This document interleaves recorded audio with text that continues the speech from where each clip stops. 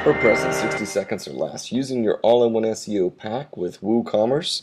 If you're on the all-in-one SEO pack general settings page, you can hit a Command F and search for products.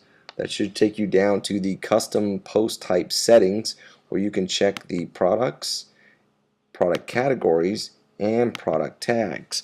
Another quick key is to hold the Command key and hit the up arrow, take you to the top of the page, and click on Update Options. Once you've updated your options, you can go to a WooCommerce product.